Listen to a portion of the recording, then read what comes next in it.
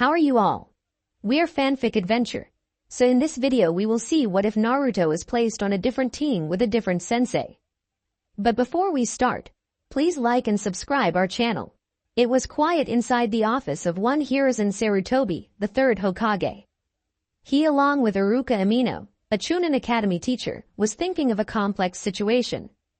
That situation was one Naruto Uzumaki. He had failed the academy test that all of his other classmates passed, but he ended up defeating a Chunin-level traitor to the village and learning a jutsu that most Junin couldn't use too often.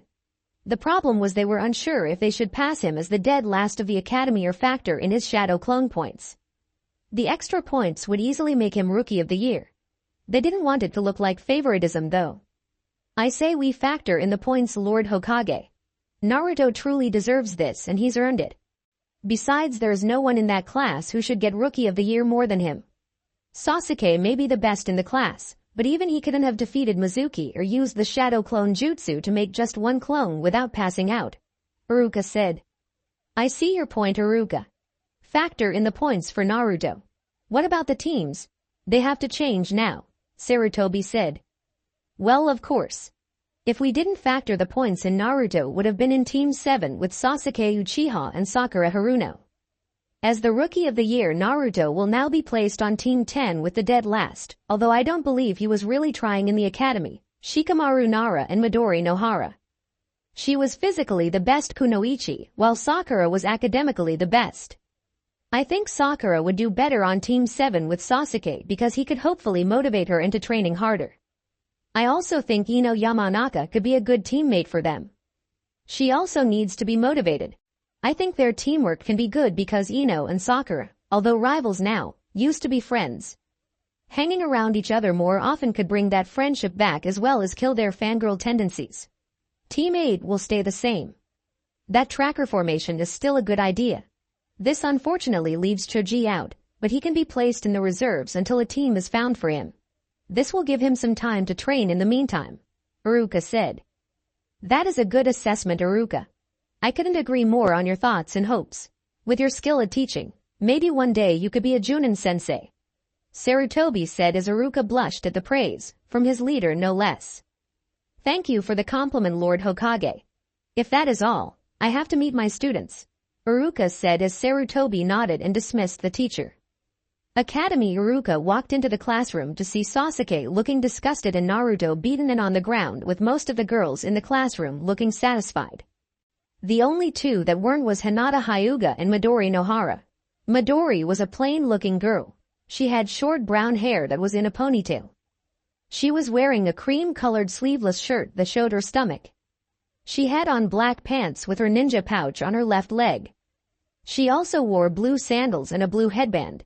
Hinata has had a crush on Naruto since before the academy and Midori is Naruto's silent fan.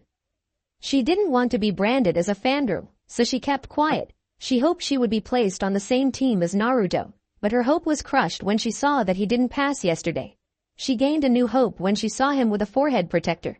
She knew the chances of being on his team were slim, but she would still be his fan and would work hard to one day go on a mission with Naruto and become his friend.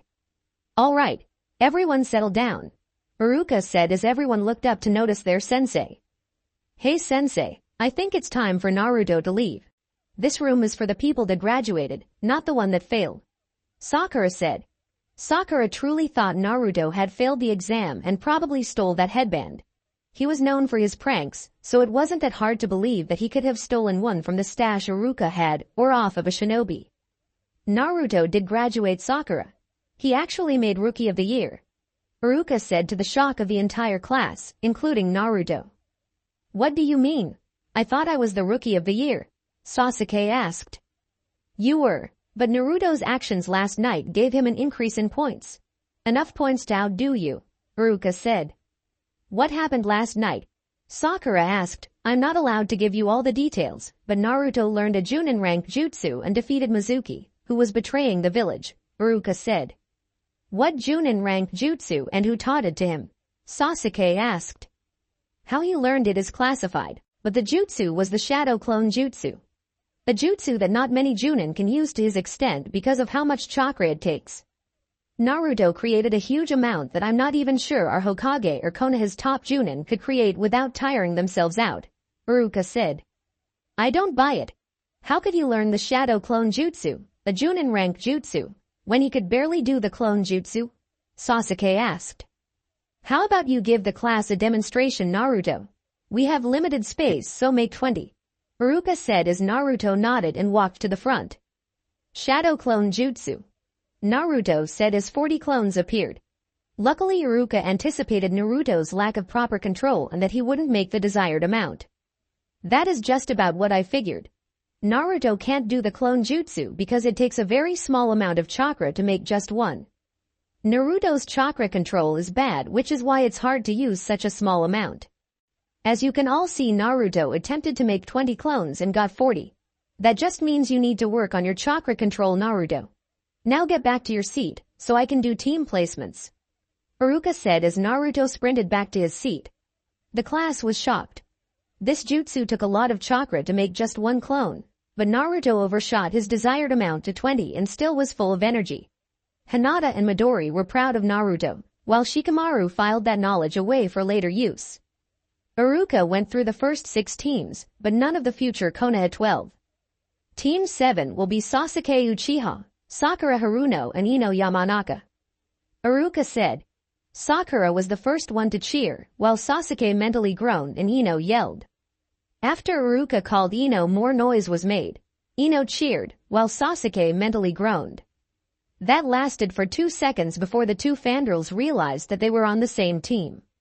They yelled about it, but Iruka immediately quieted them down. He was hoping he made the right choice. Ever since the team was formed, Naruto groaned at his unluckiness. His crush would be on a team with her crush, killing all chances he could have had if they were on the same team. Hinata mentally smiled at the possibility of her and Naruto being on the same team and him losing his crush for Sakura and liking her.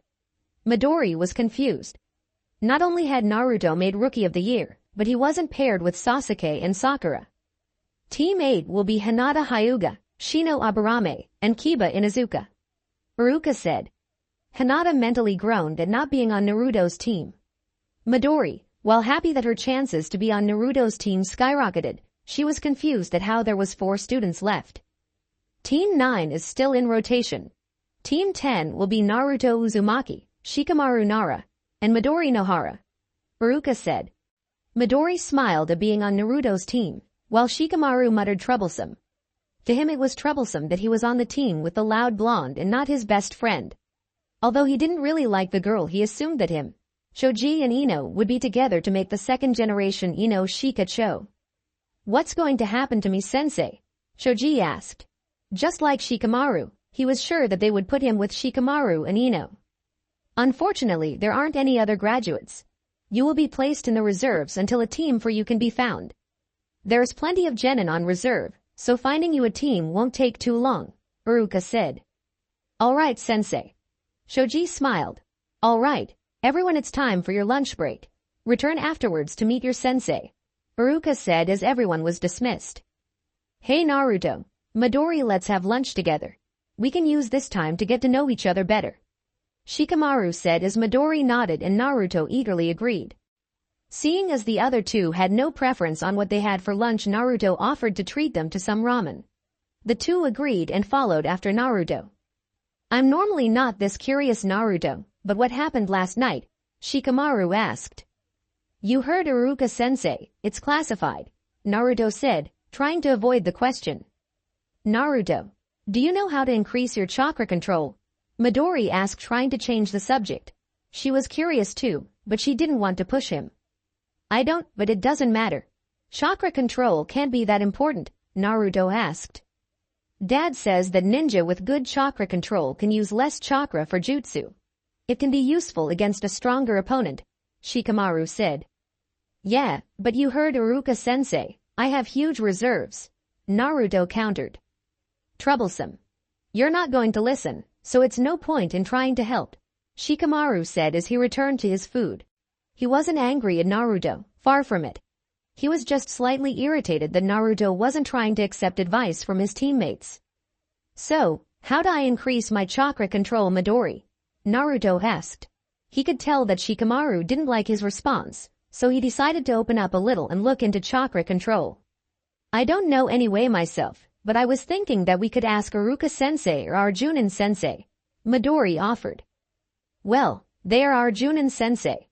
Let's ask him or her to make that the first thing they teach us, Naruto said eagerly. After that they finished their bowls. Naruto paid for the food and they returned to the academy. Lunch break was over and it was time to meet their sensei. When they returned, they saw all the other teams sitting together.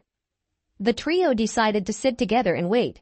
It didn't take too long for the first couple sensei to come in. After that only Team 7, 8 and 10 were left. Sasuke was thinking of his training with his Junin sensei and eventually killing his brother.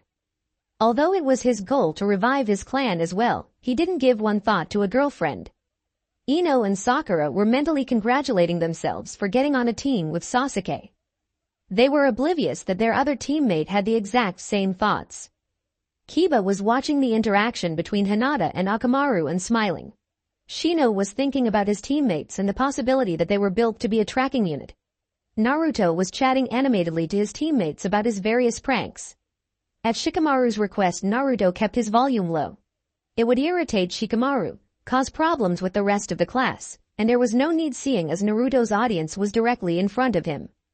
Soon the door opened to reveal a man and woman. They radiated confidence and authority. Team 8, come with me, the woman said. The genin found out that she was Kurenai Yuhi, or Kurenai Sensei to Team 8. Team 10. The man simply said. He was Asuma Sarutobi, better known as Asuma Sensei to Team 10. You're Team 7, right? Kurenai asked as Team 7 nodded. You're in for a wait, Asuma said. Kakashi, your sensei, is known for being late to everything unless it's important. He has his reasons, but it's still a pain in the ass to wait for the guy, Asuma said. Asuma, don't cuss in front of them. They may be shinobi, but that doesn't change the fact that they're 12 or 13, Kurenai said. Sorry about that. It slipped out. See you later though, Asuma said as Team Asuma and Team Kurenai left the classroom and went their separate ways. The four shinobi later arrived at Training Ground 10. Let's introduce ourselves first. Names, likes, dislikes, hobbies, and dreams, Asuma said. My name is Shikamaru Nara. My likes are clouds. My hobbies are shogi and cloud watching. My dislikes are things I deem troublesome. My dream is to live an average life, with an average wife, have a boy and girl, and retire as a shinobi when my kids get older, Shikamaru said. My name is Midori Nohara. My likes are my role model and Pocky. My dislikes are fandoms. My hobbies are training. My dream is to be acknowledged by my role model and to become a good Junin sensei, Midori said. Who's your role model? Naruto asked. That's a secret for now, Naruto. Why don't you go ahead and introduce yourself? Midori said. My name is Naruto Uzumaki. I like ramen and my friends. My dislikes are vegetables. My hobbies are training and eating ramen. My dream is to be the best Hokage ever, Naruto said. My name is Asuma Sarutobi. My likes are shogi. My dislikes are anyone who purposely endangers Konoha's king. My hobbies are playing shogi and just hanging out. My dream is to keep Konoha's king safe and to pass on my will of fire, Asuma said. Shikamaru heard Asuma's comment on Konoha's king, but assumed he was referring to the Hokage in shogi terms. Asuma-sensei, what's a will of fire? Naruto asked. That's something that you'll learn at a later time. Besides, it isn't something you can teach, Asuma said. Alright, sensei. I was wondering if our first thing we learn from you can be chakra control? Naruto asked. That will have to wait because you have something else to do first. Out of the 27 graduates, only 9 of you will become genin. With that said, you guys are going to take the bell test to see if you are a part of those 9 genin. The test is simple. To pass you need to take a bell from me, Asuma said. You only have 2 bells, sensei. Naruto said. I know, Naruto. Only 2 of you can pass, while the last member will fail and be sent back to the academy. You have to come at me with the intent to kill, otherwise you'll never get a bell, Asuma said. What are we waiting for? Naruto exclaimed as he pulled out a kunai. Before they knew what happened, Asuma was sitting on top of Naruto. I didn't even say go yet. I like the fact that you have the intent to kill me. You might actually have a chance to win. Asuma said as got off of Naruto and started the test. Shikamaru and Midori immediately headed for the trees and effectively hid themselves from sight. Having common sense, they knew that it would take some planning to even have a chance against the Junin. Naruto, on the other hand, stood in front of Asuma unmoving. Let's go, one-on-one. Fight me fair and square, Naruto said. You've got guts, kid, Asuma said as he motioned for Naruto to attack him. Naruto charged at the elite shinobi and threw a punch towards Asuma's face. Asuma slightly tilted his body to dodge the attack, but stay in the same spot. Naruto then threw a roundhouse kick which Asuma ducked under. The kick placed Naruto's back towards Asuma. Never turn your back on an opponent, Asuma said as he stood and kicked Naruto towards the water. Shikamaru and Midori, in different spots, were shocked at the skill the Junin showed. They expected Naruto to lose, but what they saw amazed them. They didn't have time to think any further before Naruto flew out of the water. Naruto flew out of the water, followed by a small army of Narutos. Asuma just stood there and waited to counterattack the blonde. That idea quickly went down the toilet when he was grabbed from behind by another Naruto. Naruto smirked at his plan working. Just before the first Naruto hit Asuma, he substituted with the Naruto behind him, which was the real one. Asuma held Naruto while all of his clones hit him. Asuma let Naruto go and disappeared in cloud of smoke. That signified that he was a shadow clone. Shikamaru and Midori came to the conclusion that they desperately needed to work together. Shikamaru had assumed it was a teamwork test the minute Asuma said that only two would pass. Now he was confident that the bells were unimportant. The true goal was to show Asuma that they had teamwork even under a situation where anyone else would be at each other's throats and working for themselves. Midori knew that they needed teamwork, but she didn't come as far as Shikamaru. After getting over the pain of his clones slamming into him, Naruto stood up and looked around for Asuma. On the ground he saw the bells. Thinking that Asuma dropped the bells, Naruto charged for the bells. As soon as he got close he fell into a trap. If it looks easy, assume it's a trap, Asuma said as he reappeared and picked up the bells. Shikamaru quickly located Midori and placed his hand on her mouth before speaking. It's me, so don't make a noise. Have you already figured the true purpose of the test? Shikamaru asked as he released his hand from her mouth. Huh? I thought that we just needed to work together to get the bells, Midori responded.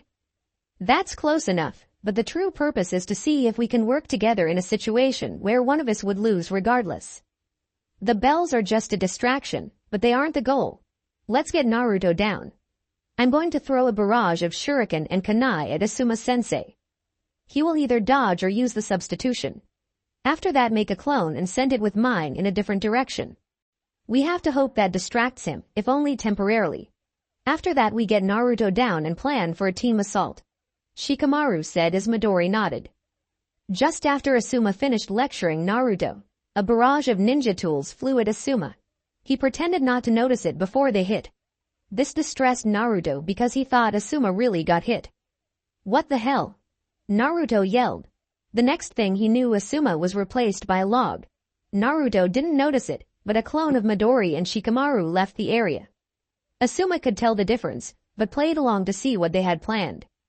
After he was gone, Shikamaru and Midori appeared. I can't believe that worked, Shikamaru said. What's going on, Shikamaru? Naruto asked.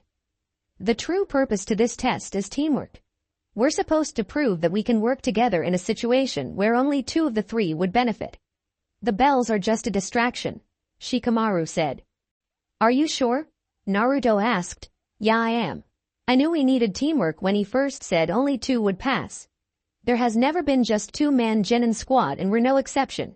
After seeing a glimpse of the difference in ability between a rookie genin and an elite junin, I realized the true purpose of the test, Shikamaru said as Midori cut Naruto down. Alright, so do you have a plan? Naruto asked. Yes, I do, Shikamaru said as he smirked and explained his plan. Asuma was standing in a clearing waiting for his students' next attempt. He was hopeful that they realized the true purpose and would work together. You think you can get out of our one-on-one fight that easy? Naruto exclaimed as he charged Asuma with a small army of clones. Asuma sighed. It appeared that he was wrong. The clones surrounded him, but Asuma decided to play with them by dodging and taking out the clones slowly. "Those bells are mine, Naruto," Midori exclaimed. "Fire-style fireball jutsu." Asuma was shocked that she could do the jutsu. A huge fireball headed straight for him and the Narutos. "What the hell, Midori? I'm not fireproof," a lone Naruto yelled at her. "Naruto's in danger. I need to get him out of the way. There's no way he can avoid that fireball," Asuma said as he grabbed Naruto and jumped away. As he was sliding away from the fireball, he felt stiff. "Shadow possession success," Shikamaru said from behind Asuma. Asuma's eyes widened at that. He could easily have broken out, but he felt that he got played. That feeling increased when the Naruto in his arms grabbed the bells and threw them to another Naruto. The Naruto in his arms poofed away, signifying that he was a shadow clone. Asuma smiled at his team's teamwork. "How was that, Sensei?" asked a clearly tired Midori. That fireball really exhausted her. "That was a good job. I honestly thought that you guys didn't catch on and was still going after the bells solo. I was ready to scold you, Midori, because I thought you used that jutsu and put Naruto's safety in jeopardy, but I was wrong. Team 10 passes," Asuma said proudly. Team 10 cheered eagerly. "Whose idea was that anyway?" Asuma asked. "It was all Shikamaru, Sensei," Naruto said. Asuma smiled and mentally made a note to test Shikamaru's IQ, maybe the others too, just to see. "All right, team, let's go out to celebrate my treat," Asuma said as he led them to his favorite barbecue place. The next couple of weeks were an experience for Team 10. Asuma checked the team's IQ and his results came back better than expected. Shikamaru's IQ was well over 140. Midori and Naruto, to the shock of Asuma, received very close scores. Midori received a 115 and Naruto received a 116. Team 10 experienced the torture that was known as D-rank missions. They were chores to Naruto and he was anxious for a real mission. Team 10 became good friends although they still held their secrets. Midori has yet to reveal who her role model is. Naruto has not told them about his burden or the night when he discovered his burden. Their teamwork has gotten better, but their individual skills haven't really increased in Naruto's eyes. They had learned chakra control, as Naruto had asked. Shikamaru and Midori completed the exercises before Naruto, but they all still managed to master tree climbing and water walking. Asuma had also taught them a few things about the various tags and seals that you could buy from a store. Today Team 10 was just finishing another D-rank mission. The worst and best one they've had since they started. Catching Tora. It was troublesome to the entire team. It was the closest thing to a true mission that they've had since starting. Team 10 returned the cat to its owner, the Fire Lord's wife, and watched as she squeezed the cat to death. They were hoping it would die in the bear hug. Their hopes were dashed when Tora escaped once again and Sarutobi offered that mission again. "No. No more of these chores. We want a real mission. This stuff could be done by academy students, not genin," Naruto said. "He's right. This stuff is troublesome," Shikamaru said while Midori nodded her agreement. "What do you think, son?" Sarutobi asked. "I think they can handle AC rank. They have splendid teamwork and I'm there as well, so nothing should go wrong," Asuma replied. "No, they're not ready. They're genin fresh out of the academy," Uruka said. "I understand your concern, Uruka, but they are my students now and I know their capabilities better. If I say they are ready for a C rank mission, then they are," Asuma said. He didn't want to be harsh to the guy, but he wasn't going to allow someone other than his dad tell him how to run his team. "Nicely said.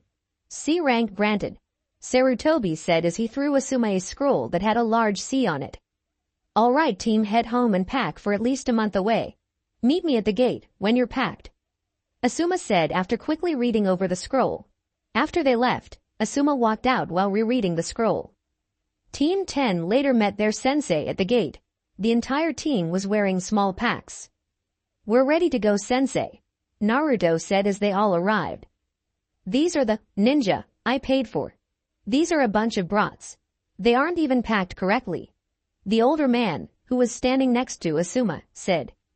"Team, this is our client Chizuna. Our mission is to escort him home and protect him until he completes a bridge he's building. Chizuna, these brats, as you called them, are shinobi. I've personally trained them and I have faith in them being able to complete this mission without me. I have taught them how to use storage scrolls, so that can carry a lot of stuff in a small scroll. Asuma said. After his words he headed out of the village with his team and Tazuna following. I want you to be on your guard team.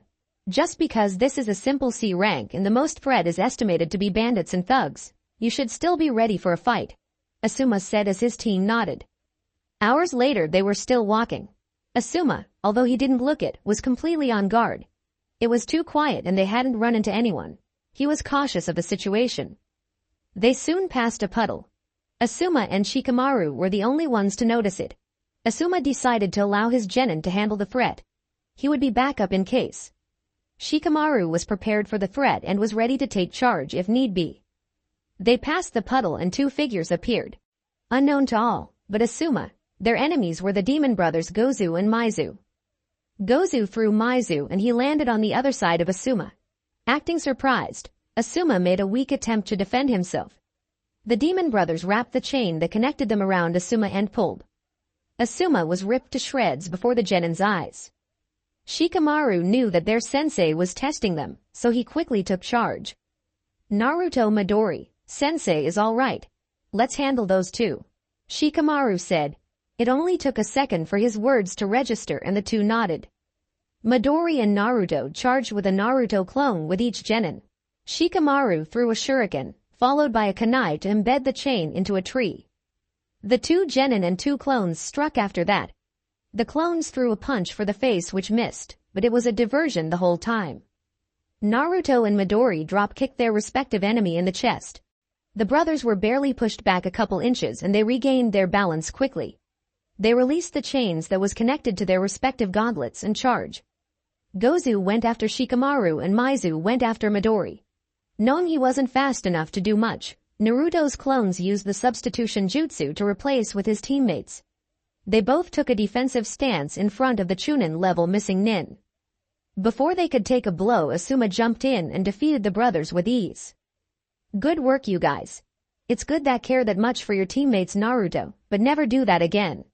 Never put your life in jeopardy like that, Asuma said. He was proud of how they handled themselves and Naruto's willingness to save his comrades, but was disappointed in Naruto's recklessness. That was my two clones, sensei. The other Naruto in the distance said as the clones that were in the spots of Shikamaru and Midori dispersed. Asuma smiled at the cleverness. He would talk to Naruto more about strategies as well later. Care to tell us why we were attacked by Ninja Tazuna? Asuma asked as he turned his attention to their client. I don't know what you're talking about, Tazuna said.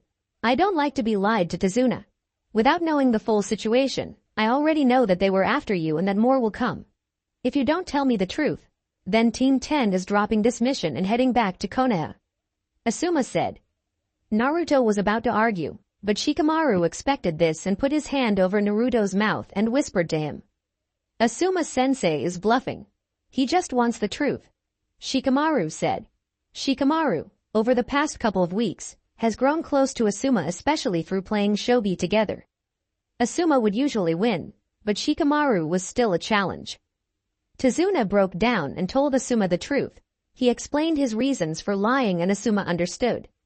Naruto, send a shadow clone, with a second hit the first one's shadow, back to the village and tell Dad we will need support.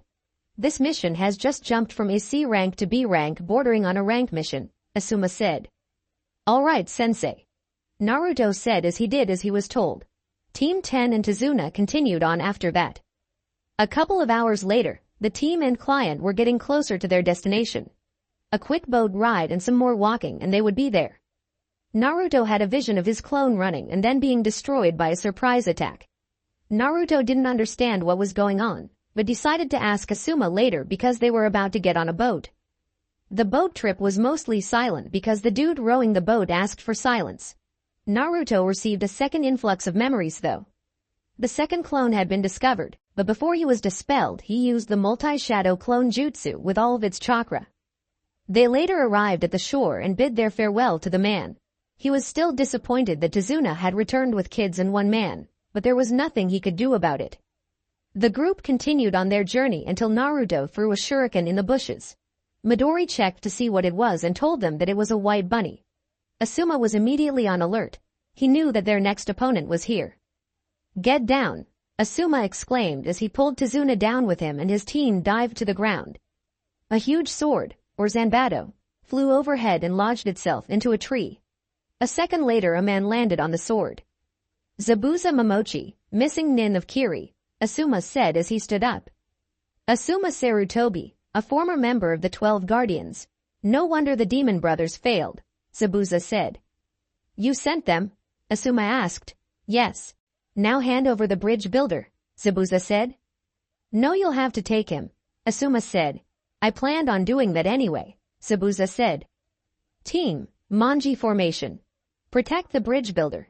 This guy is Junin level and too strong for you guys, Asuma said as his team obeyed his orders. Asuma then pulled out his trench knives. I hope you don't think you can beat my executioner's blade with those, Zabuza said as he smirked and jumped off the blade in hand, and onto the water. Hidden mist jutsu. Team 10 could feel the killer intent being leaked. It was too much for them, but they held it together for each other and their sensei. They wouldn't fail. Asuma smirked at his team and their ability to fight off the killer intent as best as they could. That moment he smirked, Zabuza made his move. Zabuza was inside the Genin's guard and was about to strike before Asuma charged. One chakra blade blocked the executioner's blade, while the other slashed at Zabuza. Zabuza smirked and then dissolved into water. A water clone, Asuma said to himself. Zabuza appeared behind Asuma and tried to hit him with his zanbato, but Asuma ducked and used both chakra blades to slash Zabuza. This proved futile because Zabuza dissolved into water again. It isn't that easy, Zabuza said as he appeared behind Asuma again and swung his blade again. Asuma ducked again, but Zabuza was ready. He let his blade hit the ground and used it to balance himself as he kicked Asuma into the water. Asuma landed on the water's surface and looked at the Zabuza that kicked him only for it to dissolve. Asuma, on instinct, ducked a blow from Zabuza. Zabuza slid to the other side of the water, ready to charge again. I might have to get serious, Asuma said as he channeled wind chakra into his blades. The blades glowed, but didn't extend. Asuma didn't have time to do all that since Zabuza was charging. Their blades clashed and Asuma was able to hold Zabuza and his massive blade back. This was what Zabuza planned for. Water prison jutsu, Zabuza said from behind Asuma. Asuma was shocked that he fell for such a simple distraction. The water clone in front of him smirked and turned to the genin. Get out of here. Take Tazuna and go, Asuma yelled to the best of his ability. That's not exactly possible. This guy's a Junin. He'll just finish you off and come after us. We have no chance of escape, Shikamaru said as he prepared for battle. Exactly, that's why we're not giving up. Shadow clone jutsu, Naruto exclaimed as he made a small army of clones.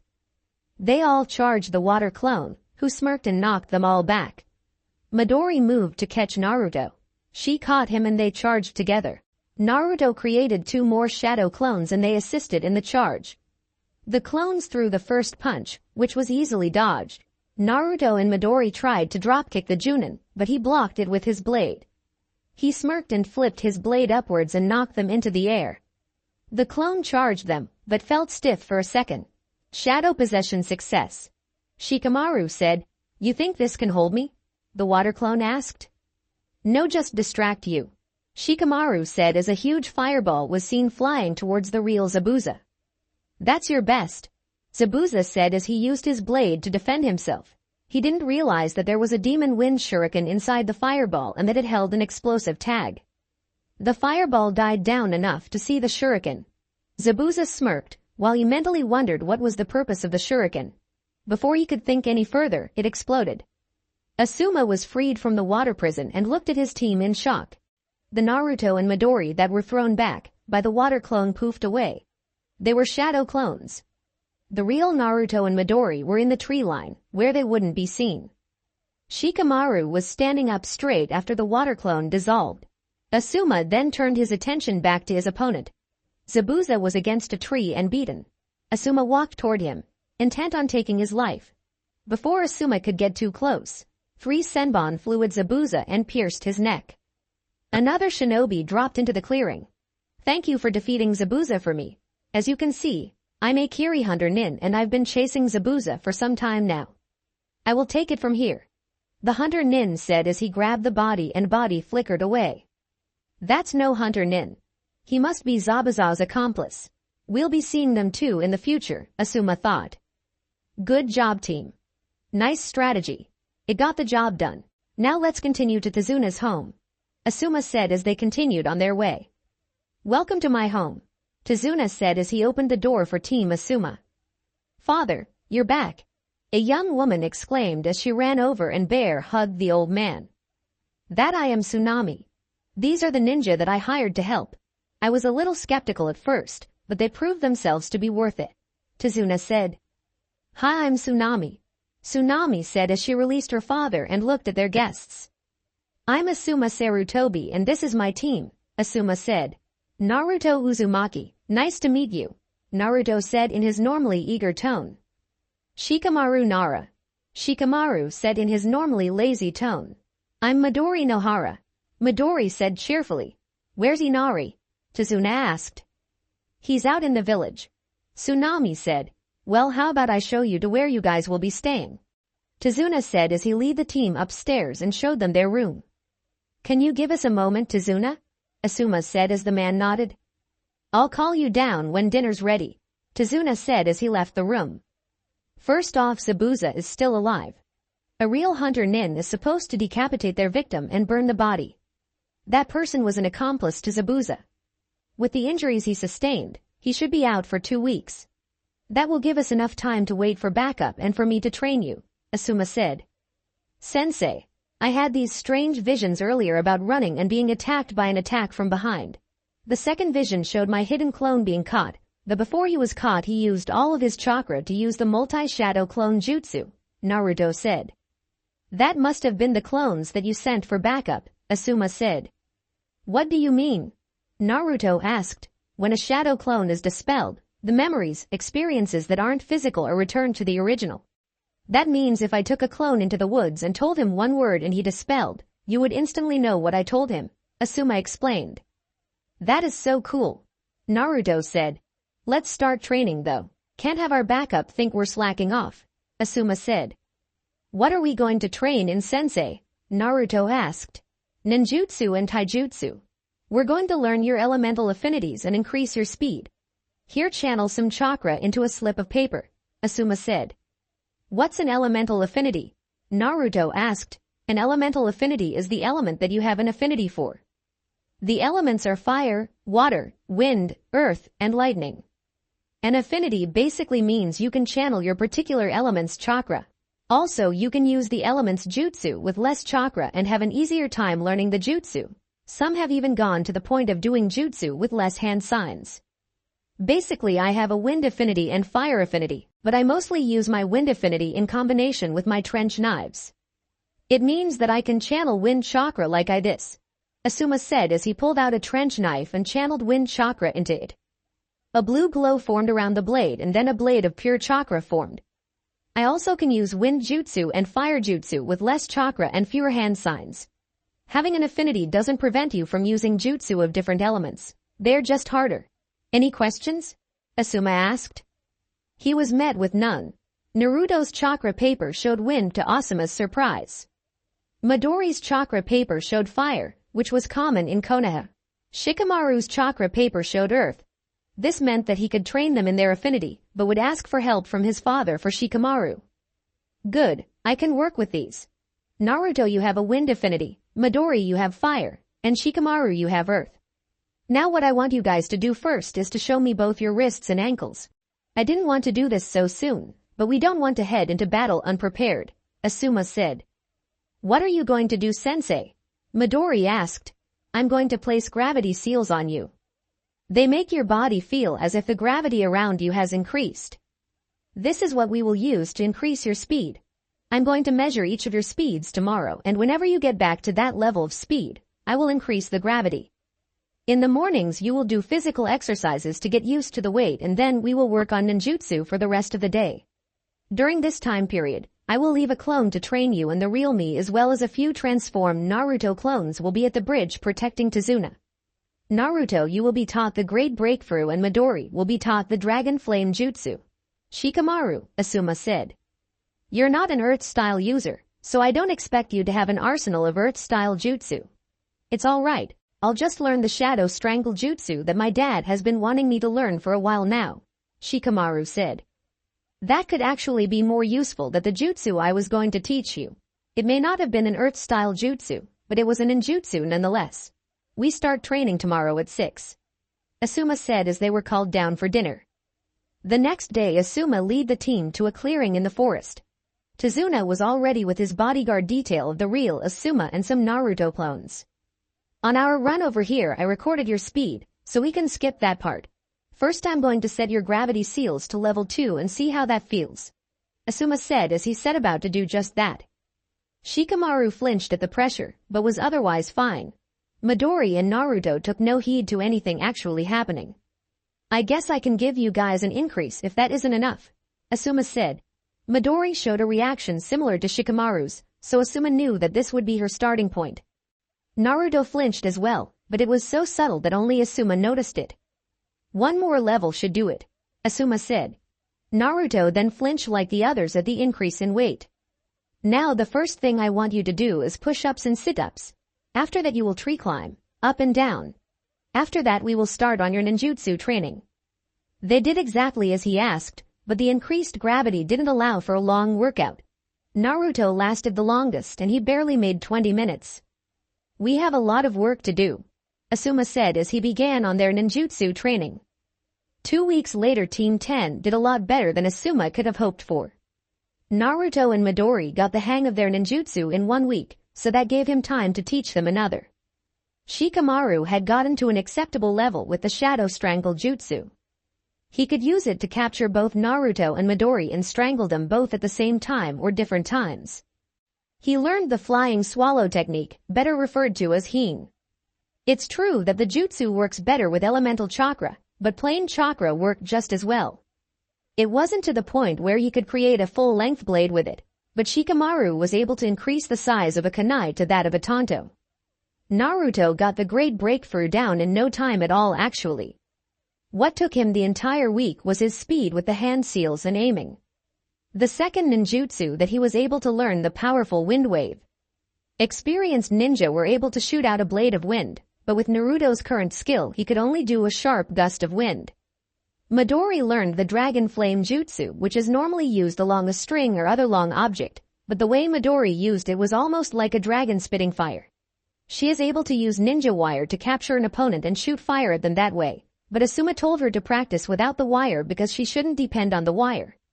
After getting to a good level with that he taught her the Phoenix Flower Jutsu. She could only created about 4 or 5 total fireballs, which wasn't bad. Alright team, today is the day I suspect Zabuza to return.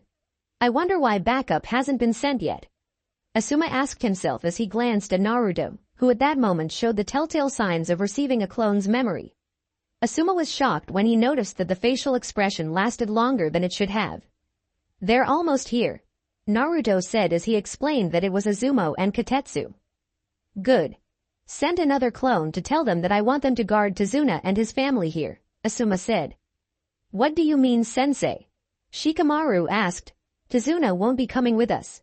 I'm going to create a shadow clone to transform into him that will come with us to the bridge, Asuma said as they walked out of the room. You're all going to die. Why don't you just go back home? Inari said. He had been a pain in the Genin's asses, but Asuma told them to just ignore him. The will of fire burning within us won't allow us to leave without freeing this town from Gado's tyranny, Asuma said simply as he continued walking. Will of fire? More like the smoke in your lungs killing you, Inari shouted disrespectfully. You don't get it, kid, do you? You think you have it bad? You at least have a grandfather and a mother that care for you. I'm an orphan. I don't know if my parents are dead or alive. All I know is that they aren't here and that I have to fend for myself. Naruto snapped at the kid.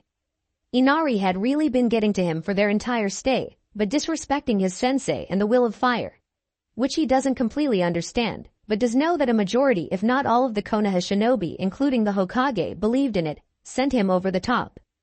Naruto stormed off to catch up with their sensei.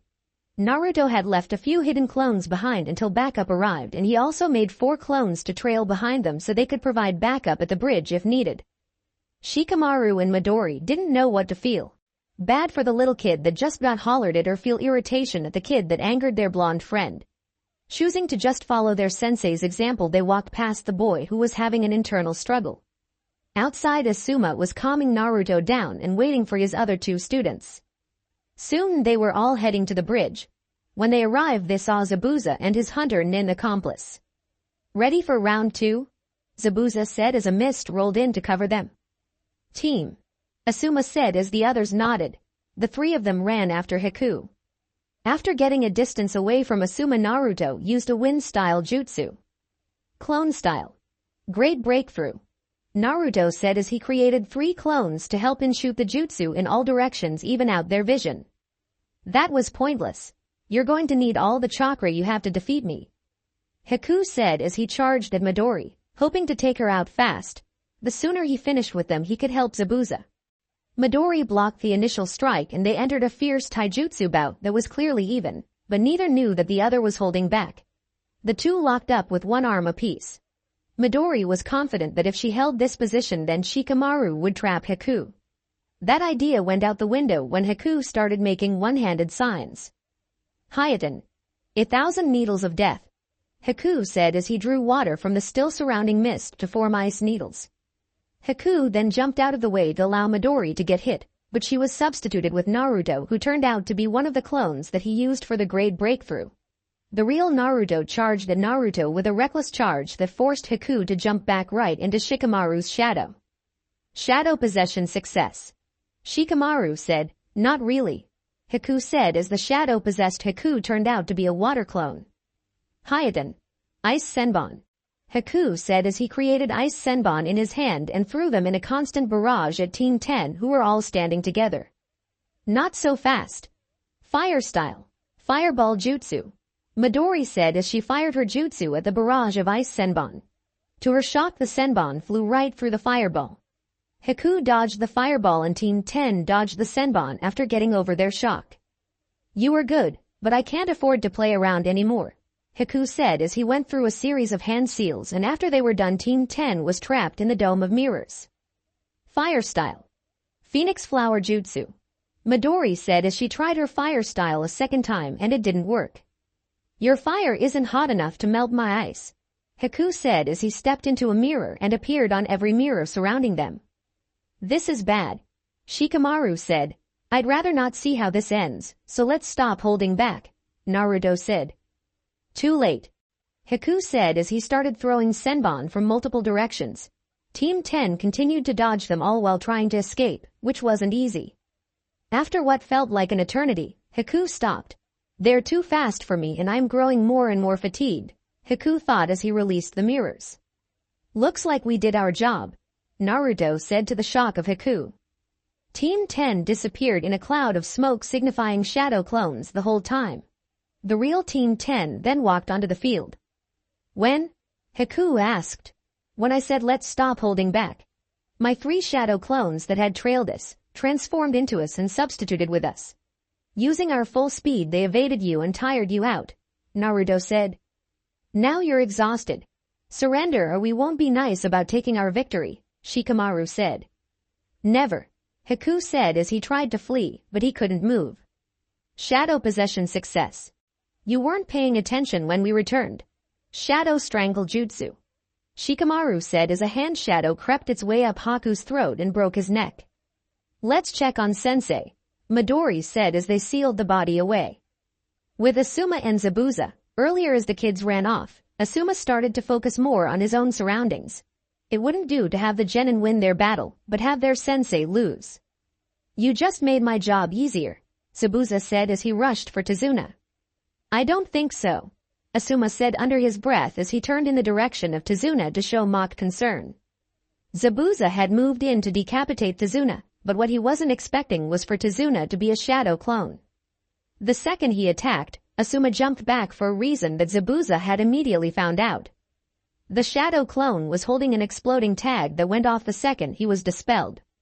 Zabuza managed to get away from the blast before it could actually do him any harm though, for using the substitution jutsu.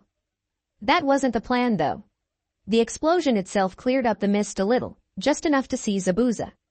Asuma charged in with his trench knives. Zabuza was able to lean back to dodge the strike, but Asuma had extended his chakra blades with wind chakra which put a small cut across his cheek. Clever. You leave the bridge builder at home to keep him safe because you knew I was coming, Zabuza said as he swung his blade in a horizontal arc, but Asuma just ducked and tried to uppercut Zabuza. Why put his life in danger intentionally? Asuma said as Zabuza turned his body sideways to completely dodge Asuma's strike. Zabuza then kicked at Asuma, but it was blocked by a high knee. You're good, but do you really think those brats of yours can beat Haku? Zabuza said as kicked off of Asuma's knee and returned to within the gathering mist. Knowing them, it's almost checkmate by now. Which means as their sensei, I can do no less than defeat you now, Asuma said. Oh really? And how do you plan to defeat me if you don't know where I'm at? Zabuza taunted while throwing his voice to sound off from everywhere at once. Like this, Asuma said as he took a stance with his left hand making a half-ram seal and then extending his right hand down with his palm parallel to the ground. Welcoming approach. 1,000-armed murder, check and mate. The second after Asuma had taken this stance, the spirit of the 1,000-armed cannon was summoned. Asuma wasn't necessarily angry or anything, but he wanted to finish the fight now, so the spirit turned red and transformed into a demonic-looking creature. Asuma himself had no clue exactly where Zabuza was, but that mattered little. Cannon was to strike Zabuza, Asuma's target, 1,000 times and he never missed. Zabuza tried to continue moving, but it was for naught. When Zabuza took that first blow, it didn't stop. He continued receiving blows from cannon until he reached 1,000. Zabuza was dead before he took the final blow. As the mist started clearing up, Asuma turned around to see his students running over to him. Looks like you guys won your battle just before me. I guess I shouldn't have played around, Asuma said with a smirk. Yeah, those hidden clones of Naruto's were very useful, Shikamaru said. Do you have the fake Hunter Nin's body? Asuma asked. Midori released Haku's body from the storage scroll. I'm positive that Zabuza has a bounty on his head, but I doubt this person does. On our way home, we can stop at the black market and see what we can get for them, Asuma said as he grabbed the executioner's blade and used it to decapitate Haku and Zabuza. Can you seal the heads for me? Asuma said as he moved the bodies a little away and burned them. What do we do with the blade, sensei? Midori asked, changing the subject from what they just witnessed. We can take it home and see if we can sell it back to Kiri, Asuma said. Sensei, do you think I could keep it? I know my body is small for it, but I would like to have it as my own weapon. Naruto spoke up. Sure, you can have it, Naruto, Asuma said as he extended the hilt for Naruto to grab. Naruto reached for the hilt and when Naruto touched the blade, a white light enveloped him. Inside the seal, Kyuubi was screaming in agony. He knew that on the night he was sealed into Naruto, that Minato had sealed his yin chakra into himself and his yang chakra within Naruto. For some unexplainable reason, his other half was returning. Both he and Minato both knew that the seal wouldn't be able to handle all of his chakra, but for some reason the seal hadn't broken yet. And agonizing, while later Kyuubi could feel all of his chakra return to him. Before he could try anything, Kyuubi, the nine-tailed beast, was no more. On the outside, Naruto had passed out and the executioner's blade became a simple katana, broken and to the naked eye, unusable. Naruto? Asuma muttered as he checked Naruto's pulse. Is he okay, sensei? Midori asked as Shikamaru looked shocked. He's alive. I don't know what happened, but let's get him back to the house. Hopefully he just needs rest, Asuma said as he picked up Naruto, while Shikamaru picked up the broken blade. As Naruto was being carried back, his entire chakra system altered. His yang chakra was being converted into yin chakra, only leaving behind enough to do some bodily repairs. One of the first things to be done was to remove the presence of the seal. With Kyuubi being no more, there was more need for a seal. As all this happened, Naruto appeared in a room that was lit with 2 candles sitting on sticks on either side of him. On the ground was 2 circles of writing that he couldn't understand. I see you have come. A voice said. Who are you? Naruto responded immediately. I don't know why we are here or why I look like this, but it must be important. The voice said again as he stepped forward. He was a tall and peach-skinned man. He appeared of elderly age. He had deep wrinkles, a long goatee reaching his waist, and short, grayish-red shaggy hair, which spiked up at the top and had a chin-length braid hanging in front of his left ear. He had pronounced eyebrow ridges with small, horn-like protrusions above them, as well as a red rinnegan-like marking in the center of the forehead. His skin was gray. He wore a white, full-length kimono with a pattern of 6 black magatama around a high collar, beneath which he wore a necklace which was also made up of 6 magatama. On the back of his kimono was a larger rinnegan-like marking with a pattern of 9 magatama arranged in 3 rows of 3 beneath it. You're not answering my question. Who are you and where are we? Naruto demanded. He was growing irritated with his situation. I'm Kyuubi and this is my birthplace, the now named Kyuubi said. Kyuubi, as in sealed inside me, Kyuubi? Naruto asked. Yes. The last thing I remember was feeling pain as I felt the other half of my chakra return to me, Kyuubi said. What do you mean? Naruto asked, honestly curious now. When your 4th Hokage sealed me, he gave you 1/2 of my chakra and sealed the other half with himself before he died. Because you touched the blade, my chakra returned to me and we change. You are no longer a Jinchuriki and I now look like my father, Kyuubi said. Your father? You have a father? Naruto asked. He was the sage of 6 paths, the father of ninjutsu. Kyuubi said, slightly irritated at Naruto's words, but knew that he didn't know no better. I thought he was just a myth. Naruto said. Kyuubi then briefly explained the 10 tails, and his, as well as the other tailed beast's birth. That's awesome. You said that I wasn't a Jinchuriki anymore, right? What did you mean? Naruto asked. I don't know. What I do know is that I'm not held back by a seal anymore. I also know that by calling the name Kyuubi while channeling your yin chakra or spiritual energy, you will be able to summon me as a blade known as a Zanpakuto or spirit sword. The phrase protect will allow your blade to transform and give you more power, Kyuubi said. I saw your lips moving, but I couldn't hear you, Naruto said. You're not supposed to. The word I said was my true name and until we bond you will never hear my name, Kyuubi said. I thought your name was Kyuubi, Naruto said. That is my title and what I prefer for people to call me by, is the name I was given at birth. You can think about this another time. It's about time for you to wake up, Kyuubi said as Naruto disappeared from the spot. In the real world Naruto opened his eyes, tried channeling chakra and said, Kyuubi. To the shock of those around him as well as the awkwardness since nothing happened. What are you doing, Naruto? Asuma asked. Sitting in the same room as Naruto was his entire team. They had carried Naruto back to the house and now he was awake, acting like an idiot. It doesn't matter, it didn't work. Naruto said yin chakra is only half of chakra. You have to start all over now. Kyuubi said inside Naruto's mind. Naruto nodded and then closed his eyes. Remembering his initial training with chakra, Naruto found the energy within him and unleashed it. What power is this? Shikamaru asked, feeling the strange, yet familiar energy coming from Naruto. It isn't chakra, but it is, Midori said. She wasn't a sensor, but the feeling was similar yet different. Asuma was just on guard for anything that was about to happen. Let's try this again, Kyuubi, Naruto said with his hand out. A second later a simple tanto appeared in Naruto's hand. Naruto, what's going on? Asuma asked, still on guard. This is Kyuubi, my Zanpakuto, or spirit sword, Naruto said. Why did you name your sword after Kyuubi? Midori asked in confusion. Does it have anything to do with him being sealed in you? Shikamaru asked to the shock of the others. How did you know Shikamaru? Asuma asked.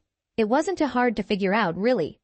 Tailed beasts can't be killed because they are masses of chakra. They would only reform years later. Given the fact that Naruto is the 4th Hokage's son, as well as the fact that he was born on the day that Kyuubi attacked, Shikamaru said. My dad is the 4th? Naruto asked. You look just like him, Naruto. Other than being the container for the Kyuubi, there would have to be another reason for you being so close to the 3rd and not used as a weapon for the village. The 3rd must care about you on a personal level and his only true connect with you that I can see is being the son of his successor, student. At that point I would also conclude that your mother is Kushina Uzumaki, Shikamaru stated. Naruto turned to their sensei to see if it was true. Being only 6 years younger than Minato, as well as a friend to Kakashi, he knew a little. All of this is an S-class secret, Asuma said as he looked at Midori, but he had no doubt that she was trustworthy. He was just following protocol. Everything Shikamaru said is true. What are your thoughts on Naruto now? I've known for a while now, and the knowledge hasn't affected me at all. Nothing has changed between me and you, Shikamaru said. It's shocking to learn something like that, but I'm not dumb. I know the difference between a jail and its prisoner. You contain him, but you aren't Kyuubi. I feel the same about you too, Midori said. They probably would never know, but those words brought Naruto a joy he hasn't felt ever in his life. To show his gratitude, Naruto hugged his teammates with tears of joy running down his eyes. I have to let you guys know that I'm not the Jinchuriki for the Kyuubi anymore, Naruto said as he released them. What do you mean anymore? Asuma asked on confusion. All of Kyuubi's power and even his very being was transferred into this blade, my blade, Naruto said. How did this happen? Asuma asked. I'm not even sure myself, Kyuubi said. Naruto started. Kyuubi? You talked to him? Asuma asked. Yes. Before waking up here, I woke up in a room where I meet Kyuubi. He looks different now than what we know him to normally look like, but he explained what little he knew. He is now a Zanpakuto too, which is a spirit sword. All of his power is at my disposal in the blade. To transform the blade I have to say a certain phrase plus his name. I know the phrase, but I can't hear his name, Naruto said. What does that mean? Midori asked.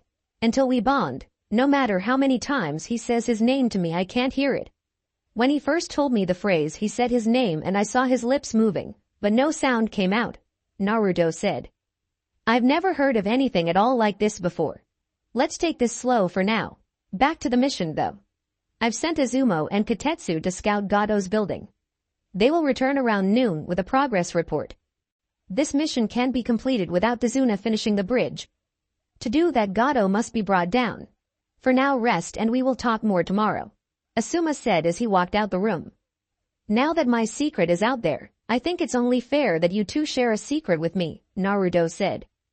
My mother is the only person I've ever been scared of in my entire life, Shikamaru blandly stated. Why? Midori asked. There's a lot I could say, but I usually keep stuff like that to my thoughts. Let's just say she is against me being me, Shikamaru said. Moving on from this weird moment, Midori, your turn, Naruto said, while Shikamaru looked like he wanted to argue, but decided it would be too troublesome to explain further. A secret about me, huh? I guess since I know your big secret, I'll tell you my big secret, Midori said. Your role model? Naruto asked. Yes. My role model is the prankster king of Konoha, Midori said. Hey, that's my title. When I get a hold of that bastard, I'm going to. Naruto started his furious rant. She means you, Naruto. Although I don't see how he could be a good role model to anyone, Shikamaru said. Me? I'm your role model, Midori? Naruto asked. This is also a family secret, so I'm going to need you guys to keep this to yourselves. My family can see the future upon physical contact. If I was to touch your head and channel chakra, I can get a full glimpse of your future from today onward. A long time ago, when we first met Naruto, I unconsciously had a vision while touching you. It was my first vision ever. I saw a life that you can never live, Midori said. What do you mean? You said you guys can see the future, Shikamaru asked. The future isn't set in stone. Small changes can force huge changes. I think I somehow changed the future, now that I think about it. In the vision we don't meet until years later. You and Sakura are genin for Team Kakashi, while I am a fresh genin. I only decided to become a ninja because I saw your performance in the upcoming Chunin exams and was really inspired. I gained that same inspiration, but upon seeing it earlier I decided to be a ninja with you instead of after you, Midori said. I don't get it. You said that Sakura and Naruto are genin of Team Kakashi. You never mentioned Sasuke. You also said that you saw him perform in the upcoming Chunin exams. If performed so well, why didn't he become a Chunin? Shikamaru asked. There was an invasion by sound and sand, Lord Hokage died in battle with his former student Orochimaru and only you were promoted despite you forfeiting your match, Midori said. If you have all this information, why didn't you tell someone sooner? Shikamaru asked. We could prevent the old man's death, Naruto said seriously. I knew that since I wasn't even a genin, getting to see Lord Hokage would be all but impossible. After seeing how the team assignments played out, I knew that some things would be different, maybe everything that I saw. Besides, I only saw things from Naruto's point. There was a lot that he didn't know and never found out despite how important he becomes in the future, Midori said. I become important? Naruto asked. Focus, Naruto. Besides, that future isn't going to happen anymore, remember. That course has been changed.